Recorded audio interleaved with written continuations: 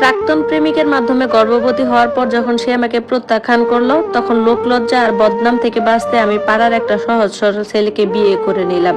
কিন্তু বাসর রাতে বিছানার চাদর তুলতে যা দেখলাম তাতে আমার পায়ের তলা থেকে মাটি সরে গেল। সে রাতে উত্তরের হিমেল হাওয়া দরজার ফাঁক দিয়ে এমন ভাবে ভেতরে ঢুকছিল যেন কোনো বরফ শীতল সুই আমার শীত দ্বারা দিয়ে বিঁধে যাচ্ছে।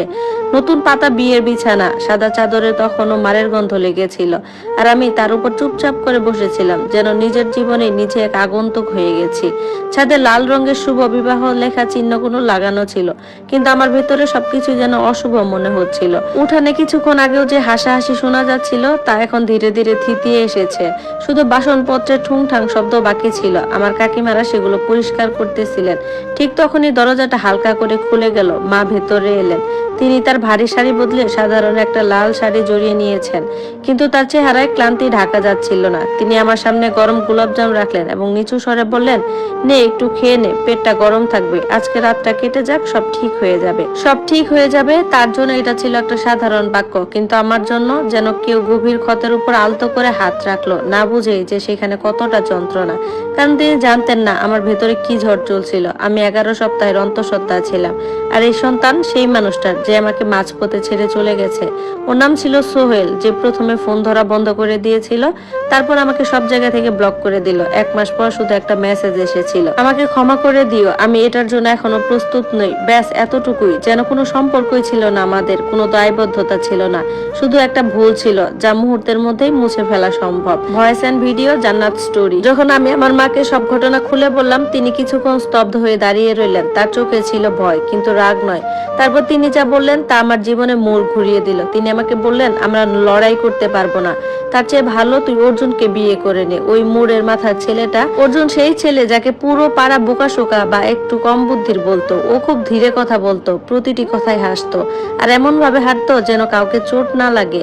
মানুষের চোখে ও ছিল এক সহজ সরল মানুষ, যাকে বোঝাও যায় সহজ আর ব্যবহারও করা সহজ। কিন্তু আমি তাকে অনেকবার দেখেছি বাজারে বয়স্ক মহিলাদের ব্যাগ হাতে এগিয়ে নিতে, বৃষ্টির মধ্যে কোনো অপরিচিতের বাইক ঠেলতে সাহায্য করতে, আর একবার আমার পড়ে যাওয়ার টাকা কোনো কথা না বলে ফিরিয়ে দিতে। ওর চোখে এমন কিছু একটা ছিল যা বাকি দুনিয়ার কাছে ছিল না, এক গভীর শান্তি বা হয়তো কোনো গভীরতা যা কেউ বোঝার চেষ্টাও করেনি। যখন আমি হ্যাঁ বললাম, মায়ের হাত তখন কাঁপছিল। বিয়েটা এত তাড়াহুড়ো করে হলো যে ফুলের মালাগুলোতে তখনও ট্রাকের ধোয়ার গন্ধ লেগেছিল। মানুষ হাসাহাসি করতেছিল, ফিসফাস করছিল, লাভ ক্ষতির হিসাব করছিল। ছেলের বিয়ে হয়ে গেল, মেয়ে পক্ষের কাজ উদ্ধার হলো, সবারই কিছু না কিছু বলার ছিল, শুধু আমারই কোনো কথা বলার ছিল না। আর এখন সেই বিয়ের প্রথম রাত। ঘরে অর্জুন আমার থেকে কিছুটা দূরে চেয়ারে বসেছিল। কোনো তাড়াহুড়া নেই, কোনো অদ্ভুত আচরণ নেই, শুধু একটা স্তব্ধতা যা আমার হৃদস্পন্দনের চেয়েও ভারী মনে হচ্ছিল। তারপরও ধীরে ধীরে বলল, তুমি ক্লান্ত, ঘুমিয়ে পড়ো এখন, আমি নিচে শুয়ে পড়বো। ওর কণ্ঠস্বর লোকে যা বলতো তেমন মোটেও ছিল না। আমি হঠাৎ কড়া সুরে জিজ্ঞাসা করলাম, তোমার কি চাই? কয়েক মুহূর্তের নিস্তব্ধতা। তারপরও বালিশের নিচ থেকে একটা খাম বের করলো আর আমার দিকে এগিয়ে দিল। তার বলল, এটা আগে পড়ে নাও। আমার হাত তখন কাঁপছিল, বুক ধরফর করছিল, আর আমার বিন্দুমাত্র ধারণা ছিল না যে ওই কাগজে সত্যিটা লিখা আছে, আর যেটা আমার পুরো জীবনকে বদলে দিতে চলেছে। খামটা হাতে নিয়ে আমার বুকের ভেতরটা কেমন যেন ঠান্ডা হয়ে গেল। মনে হচ্ছিল এই কাগজটা খুললেই হয়তোবা সব শেষ হয়ে যাবে, কিংবা শুরু হবে আরো বড় কোনো দুঃস্বপ্ন। কাপা কাপা হাতে খামটা ছিঁড়ে ভেতরে চিঠিটা বের করলাম। প্রথম লাইনটা পড়ে আমার নিঃশ্বাস যেন আটকে গেল। সেখানে লেখা আছে, তুমি যেটা আমার কাছ থেকে লুকাতে চাইছো সেটা আমি অনেক আগেই জেনে গেছি। আমার হাত থেকে কাগজটা প্রায় পড়ে যাচ্ছিল, চোখটা ঝাপসা হয়ে আসছিল। আমি ধীরে ধীরে অর্জুনের দিকে তাকালাম। ও শান্তভাবেই বসে আছে, চোখে কোনো রাগ নেই, কোনো অভিযোগ নেই, শুধু এক অদ্ভুত স্থিরতা। আমি আবার চিঠির দিকে তাকালাম। সেখানে লেখা আছে, তুমি যখন ডাক্তারখানায় গিয়েছিলে আমি বাইরে দাঁড়িয়েছিলাম, সব কথা শুনে ফেলেছি। তুমি মা হতে চলেছো, কিন্তু সেই সন্তানের বাবা আমি নই। আমার বুকের ভেতরটা ধপ করে নেমে গেল। মনে হচ্ছিল ওই মুহূর্তে মাটিটা ফেটে যাক, আমি তলিয়ে যাই। চিঠিতে আরো লেখা আছে, তুমি ভাবছো আমি কিছুই জানি না? পাড়ার সবাই যেমন ভাবে আমি বোকা, কিন্তু আমি সব বুঝি, শুধু চুপ করে থাকি। আমার চোখ দিয়ে তখন পানি গড়িয়ে পড়তে লাগলো। আমি ফিস ফিস করে বললাম, তুমি সব জানো? অর্জুন মাথা নেড়ে বলল, হ্যাঁ সব জানি। আমি হঠাৎ ভেঙে পড়লাম, তাহলে আমাকে বিয়ে করলে কেন? কেন আমার সাথে এই নাটকটা করলে? আমি ওকে জিজ্ঞাসা করলাম।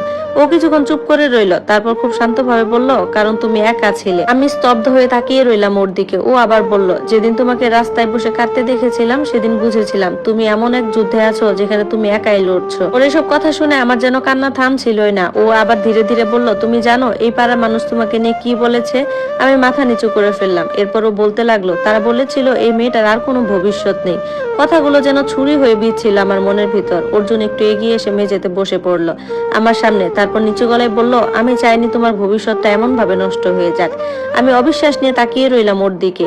তুমি এই সন্তানের ব্যাপারটা মেনে নিতে পারবে? ওকে জিজ্ঞাসা করলাম। ও হালকা হাসলো আর বলল, এই শিশুটার তো কোনো দোষ নেই। আমার চোখ আবার জলে ভিজে গেল। ও আরো একটা কথা বলল, যেটা শুনে আমার ভেতরে সবকিছু কেঁপে উঠলো। সে বলল, আমি চাই যদি তুমিও চাও এই বাচ্চাটাকে আমরা আমাদের সন্তান হিসেবে বড় করব। আমি হঠাৎ চিৎকার করে উঠলাম, কেন? কেন তুমি আমার জন্য এত কিছু করবে? আমি তো তোমাকে ভালোবাসি না। ঘরটা নিস্তব্ধ হয়ে গেল। অর্জুন কিছুক্ষণ চুপ করে থাকলো, তারপর খুব আস্তে বলল, আমি তো ভালোবাসি তোমাকে। আমার নিঃশ্বাস বন্ধ হয়ে গেল। ও চোখটা নামিয়ে বলল, অনেকদিন ধরে, কিন্তু কখনো বলার সাহস পাইনি তোমাকে। আমি যেন পাথর হয়ে গেলাম ওর কথাটা শুনে। এই মানুষটা যাকে সবাই বোকা বলে, সে এতদিন ধরে আমার জন্য এত কিছু অনুভব করেছিল। ও আবার বলল, তুমি চাইলে আমি শুধু নামের স্বামী হয়ে থাকবো তোমার। তোমার জীবনে কোনো জোর করব না। শুধু একটা কথা দাও, নিজেকে আর কখনো একা ভাববে না। আমার বুক কান্নায় ভেঙে পড়লো। আমি জীবনে প্রথমবার বুঝলাম কেউ আমাকে ব্যবহার করতে চায় না, কেউ আমাকে বাঁচাতে চায়। আমি ধীরে ধীরে বিছানা থেকে নেমে এলাম আর মেঝেতে বসে পড়লাম অর্জুনের সামনে। আমার কাপা হাতটা ওর দিকে বাড়িয়ে দিলাম আর বললাম, আমি চেষ্টা করব। অর্জুন একটু থেমে আমার হাতটা ধরলো। ওর হাতটা গরম, স্থির কিন্তু নিরাপদ ছিল। সেই রাতে প্রথমবার মনে হলো হয়তো আমার জীবন পুরোপুরি শেষ হয়ে যায়নি।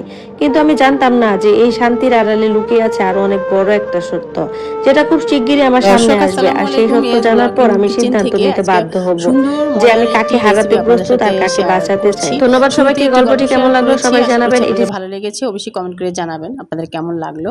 আর রেসিপিটা আমি ছোট করে আপনাদের সাথে একটু শেয়ার করব। শুরুতে তো গল্প শেয়ার করলাম। দীর্ঘ সময় কিভাবে পরোটা নরম রাখা যায় এবং সুস্বাদু করে বানানো যায় সেটা ছোট্ট করে একটু আমি আপনাদের সাথে শেয়ার করছি। কুসুম গরম পানি দিয়ে দিবেন, সেই সাথে এখানে ঘি দিবেন, লবণ দিবেন, চিনি দিবেন, গুঁড়া দুধ দিবেন, যেটা আমি দিয়েছি আর কি। দিয়ে ময়দা দিয়ে ভালো করে মথে নিয়ে আধা ঘন্টা রেস্টে রেখে দিতে হবে। তো আধা ঘন্টা পরে ফিরে এসে আবারও সেই ময়দার ময়ানটাকে ভালো করে মেখে নিতে হবে। মধ্যে মধ্যে ডলে ডলে মেখে নিয়ে সুন্দর করে একটা ময়ান বানাতে হবে। এরপর পরোটা শেপ দিয়ে পরোটা বানালে এই পরোটাটা আপনি দীর্ঘ সময় কিন্তু নরম থাকবে, খেতে খুবই মজা লাগে।